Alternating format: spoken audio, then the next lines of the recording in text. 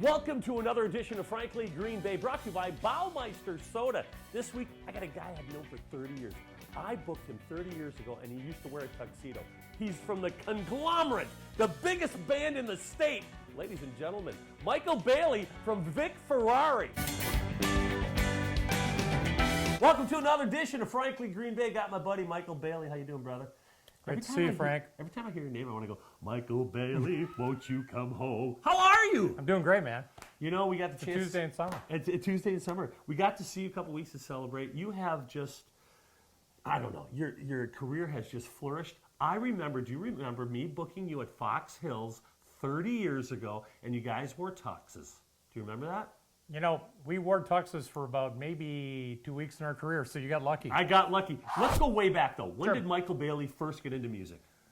Ash Wednesday of my sixth grade year, and I sang, Were You There When He Gave the Holy Supper? And I was so scared my knees were knocking. Sure. I was actually skinny at the time. Were you? Yeah, That was good. So were you playing an instrument at the time or just singing? singing. Because singing is, I got to tell you, you're an unbelievable bass player, but what a voice. Thank you. What a voice. So when did you pick up an instrument? Probably fourth grade with trumpet. Trumpet. So Start with you trumpet. are a horn guy. I thought that. And you learned bass clef later in life, or what? Yeah, when there were not enough trombone players, I started with valve trombone. You did. And then I went to baritone, and then Santa bought me when I was a sophomore in high school a bass guitar from Henry's Music. Bass guitar.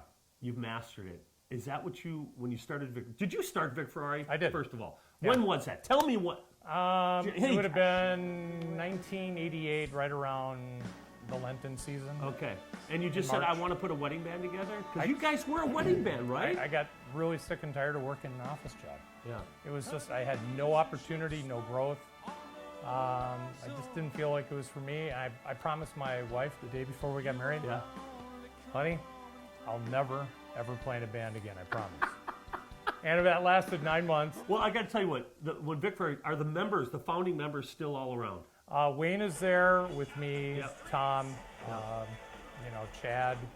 Russ was there in '89. Yeah. And You keep adding players. What do you got, like 57? yeah, right now I think right around actually 54.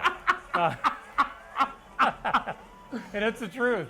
I know. Yeah. You have people that sub, right? There's not No. in the band. We have Okay. a core members of the Yes. band, Okay. and then we go out sometimes with the horn section. With the horn section. Yeah. But we branched off of the symphony, but only because I think we found that we were hunting the same animals, and we just got tired of going after them. Yeah. We just said that we're going to change it, and it took years, but it flourished. And you have mastered the festival circuit. You have actually, somebody could come to you and say, hey, Mike, we want to do this thing on a weekend. Can you organize it? You can do the whole thing, right? Absolutely. When did that happen? Basically, when we just couldn't trust anybody else taking our product. Yeah. I could not take Frank's and put it in. I own a venue. Yeah. But I mean, for me to do it top to bottom for you, very Yeah. difficult. Yeah. You are a specialized item. That's basically where we had to start doing it, pounding in our own snow fence, Yeah. bringing in the porta potties, buying our own stages. It's a crew, and everybody was hands-on. Join us next week as we talk about Michael Bailey one more time. This guy's been everywhere, and he knows everyone.